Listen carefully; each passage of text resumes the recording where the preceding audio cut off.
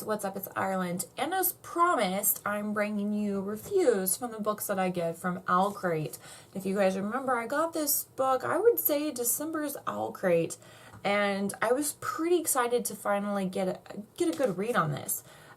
This is Da Vinci's Tiger by L.M. Elliot, and let me tell you what, this book is absolutely beautifully written. As far as a YA type of romance historic novel, I was completely blown away of kind of the story that they kind of painted with the Medici family and the Benici family.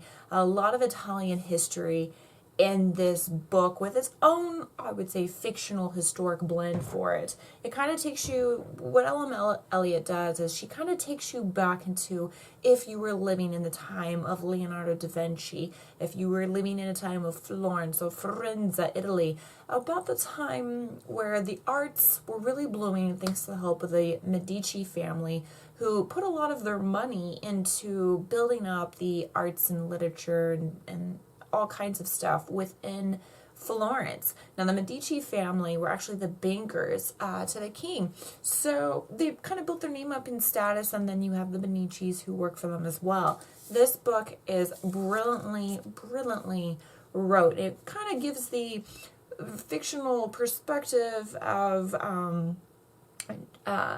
you know, this one girl in the Benici family that Leonardo painted a beautiful portrait of, which they actually was lost for about 200 years and then was found in Germany.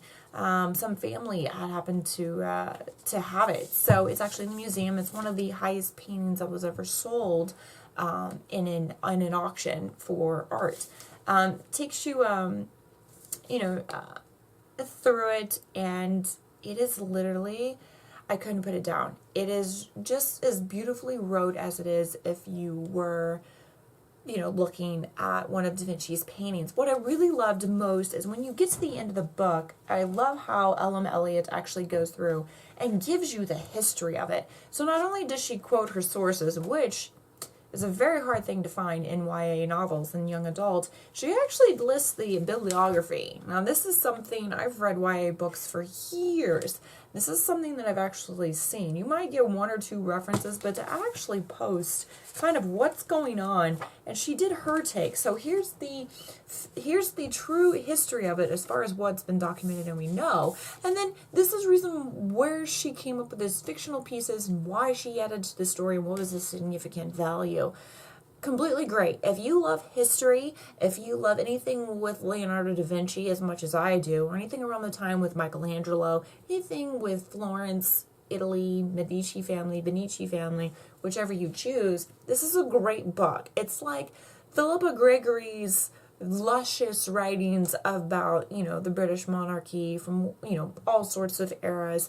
This is a great take on one of the most notorious families that actually built up the arts in Florence, the Medici family, and how the Benici played an important part on it. I couldn't put this book down. This is great. If you are fans of Philippa Gregory, if you are fans of just great YA, great rich historic fiction, you like a lot of detail, you like to just be taken away and just captivated back of a time where everything was just beautifully done, from the arts to the clothing to just the rich culture, this is a great book for you guys. You're absolutely going to love it.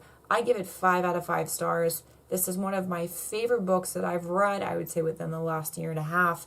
Great read. Wish it would have been a lot longer. Wish it was a series, but I will take with one book. So yeah, this is an excellent book. So if you're questioning whether you should get it or not, I highly recommend it.